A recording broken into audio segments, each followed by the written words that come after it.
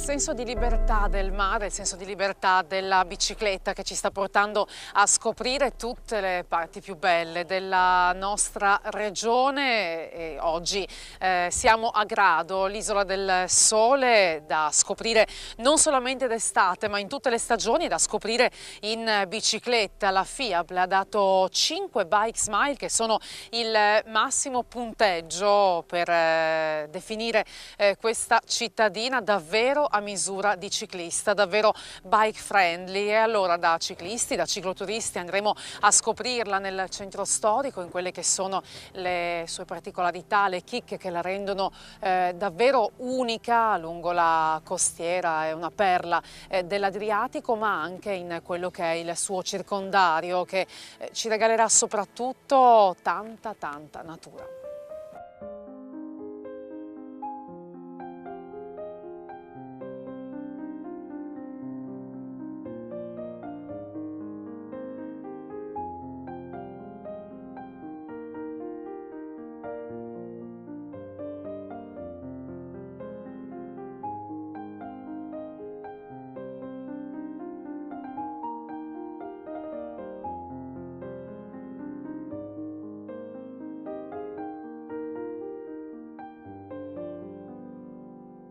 Dopo la distruzione di Aquileia nel 452, Grado accoglie la popolazione scampata agli Unni di Attila e da semplice scalo marittimo si trasforma in sede vescovile.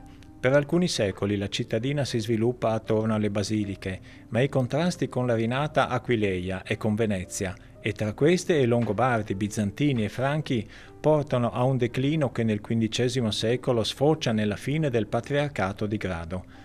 La cittadina vive un lungo periodo di abbandono fino alla metà del XIX secolo.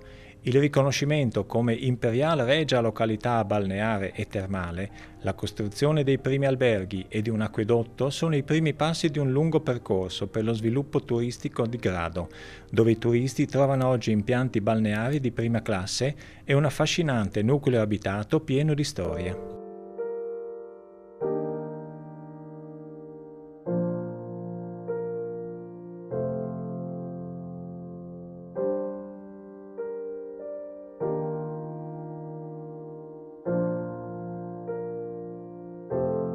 Da oltre 5 secoli un anzolo in cima al campanile segna il vento. La Basilica Grande è invece molto più antica. Nel 579 il vescovo Elia la consacra intitolandola a Santa Eufemia. A quel periodo risalgono la struttura principale, i mosaici del pavimento e molti pezzi del tesoro del Duomo, mentre alle pareti si notano resti di affreschi più recenti. La statua della Madonna degli Angeli viene portata ogni anno in processione attraverso la laguna e dal 1237 il Perdón de Barbana testimonia della fede dei gradesi. In via Gradenigo ancora si indovina la presenza delle antiche mura che in passato difendono lo spazio del castrum romano. Qui il centro abitato si presenta compatto, con le case addossate alle strette calli o affacciate sui vivaci campielli. L'intonaco delle case brilla al sole e svela bianche conchiglie. Qua e là si affacciano immagini sacre e altarini. Un piccolo universo magistralmente cantato da Biagio Marin. Paese mio, piccolo nio e covo de corcali.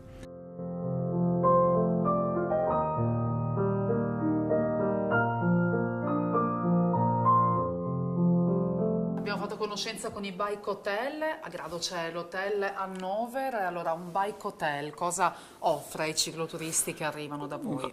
Innanzitutto la possibilità di ospitare in modo molto corretto le biciclette, una piccola officina dove fare delle piccole riparazioni, la possibilità, in quanto adesso molte biciclette sono anche elettriche, per cui i gruppi che arrivano sono un po' differenziati, metà elettrico, metà normale, di poter ricaricare le biciclette, la possibilità di avere dei massaggi rilassanti dopo una lunga pedalata, quindi la necessità di rifocilarsi un poco. Guardi, noi abbiamo iniziato circa 5-6 anni fa ad ospitare cicloturisti. Inizialmente eravamo abbastanza scettici, attualmente il 10-12% della clientela arriva in bicicletta. E le dico con nostra grande sorpresa, non sono ragazzini che arrivano in bicicletta, è gente di una certa età che le piace un turismo slow, di qualità, e che vuol godersi la vita in modo più umano, più buono, più di qualità. È ora di mettersi a pedalare sul serio oggi con una nuova guida che è Giorgia, che mi aspetta. Ciao Giorgia! Ciao Francesca! Dove mi porti oggi? Allora, oggi ti porto a Punta Sdobba. Andiamo alla foce dell'Isonzo e facciamo una ciclabile che è molto facile, adatta a tutti, è sempre pianeggiante, molto ben segnata e molto ben tracciata, anche come si vede da come comincia qui dall'abitato di Grado. Questa è la FVG 2, ovvero chiamata anche Adria Bike, perché è la ciclabile che idealmente costeggia tutta la linea adriatica e tra l'altro si collega all'FVG 1 che arriva qui a Grado per quel che riguarda il tratto italiano da Coccao Tarviso e poi scende giù la famosa Alpe Adria, ciclabile dell'Alpe Adria. Noi facciamo un piccolo tratto oggi, 15 km, quindi non è lungo, si può fare in tutti i sensi, avanti e indietro, infatti è adatto anche a bambini, a famiglie. Dopo essere usciti dall'abitato di Grado saremo subito nella zona di laguna, sulla sinistra la laguna interna, si vedrà l'isola di Barbana con il santuario di Barbana e sulla destra dopo la zona dei camping, quindi proprio l'ultima zona abitata, diciamo, attraversiamo il Ponte del Primero ed entriamo nella riserva naturale della Val Cavanata. E da lì una lunga litoranea di questo argine di spiaggia che porta appunto a Punta Sdobba e al Caneo, che è un posticino molto, molto bello. Non vedo l'ora, andiamo allora.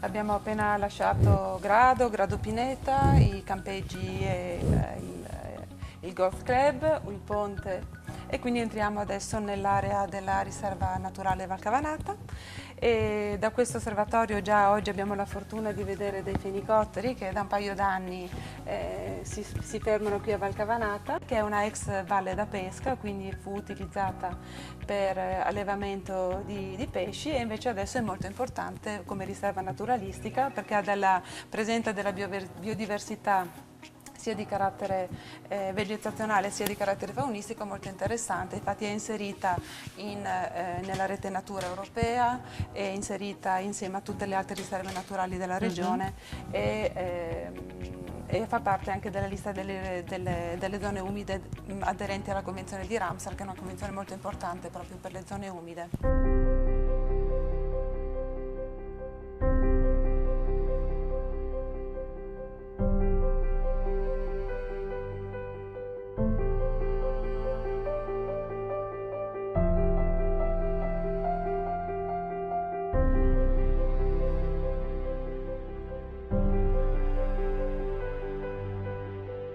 La riserva naturale della Valle Cavanata è lambita su 3 lati dalla ciclovia FVG2, quindi può essere visitata facilmente in bicicletta. Lungo questo percorso ci sono diversi punti in cui uno può fermarsi e osservare. In più nella zona del centro visite c'è una zona di sosta in cui uno può lasciare la bicicletta, rifocillarsi e percorrere alcune parti della riserva a piedi. Lungo questi sentieri ci sono degli osservatori che si affacciano sui chiari di valle e consentono di vedere le specie avifaunistiche ma anche semplicemente il paesaggio. È un posto molto importante principalmente per gli uccelli, che sono un gruppo di animali anche facilmente visibili e osservabili dalle persone magari meno esperte, in particolare alcune specie come i fenicotteri o le oche selvatiche, che sono poi il simbolo della riserva, visibili. Poi ci sono tutte le varie specie di anatre e in ogni stagione c'è qualche particolarità. Quindi per tutte le stagioni? Sicuramente, tutte le riserve naturali, gli ambienti naturali in ogni stagione hanno le loro bellezze e sta nella capacità di ciascuno di noi di poi saperle cogliere fermandosi e osservando.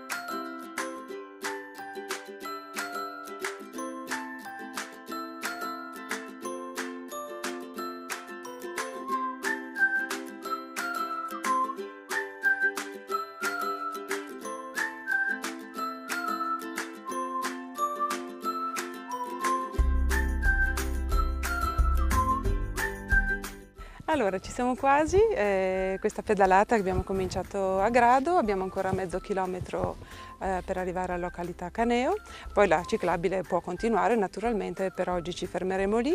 Abbiamo pedalato lungo questo bell'argine tra mare e terra, mare con una bella vista sul golfo, terra considera che queste alle nostre spalle sono tutte zone di bonifica, quindi ci sono adesso delle aziende agricole, anche agriturismi, quindi c'è la possibilità di andare a fare merenda, andare a pranzare. A seconda della stagione si trovano vari prodotti e da ricordare la produzione dell'asparago, l'asparago bianco, che è una delle peculiarità di quest'area. Considerando che anche poi durante il resto dell'anno ci sono anche altri prodotti, infatti queste aziende agricole molte hanno il loro negozio a chilometro zero.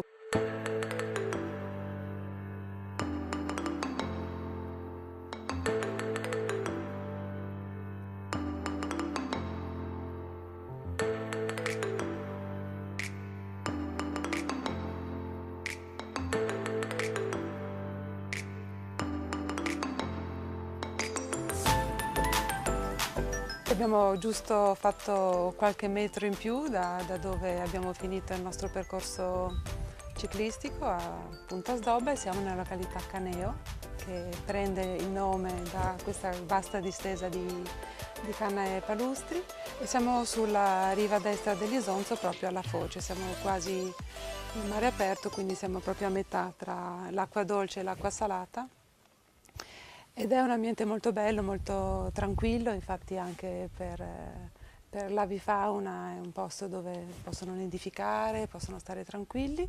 Dall'altra parte del fiume siamo già nell'altra riserva naturale della regione, la riserva naturale dell'Isola della Cona. E da qui veramente è un punto di osservazione privilegiato, oltre che sul percorso, sul carnetto, sul percorso che abbiamo fatto, proprio anche su tutto l'ambiente che abbiamo intorno. Tutta la catena delle montagne. Le montagne, la pianura, Monfalcone, le falesie, Liduino, Trieste, tutta l'Istria. Insomma, è un bellissimo punto di osservazione. Noi ci fermiamo un po' a godercelo e così avremo anche qualche idea per le prossime tappe.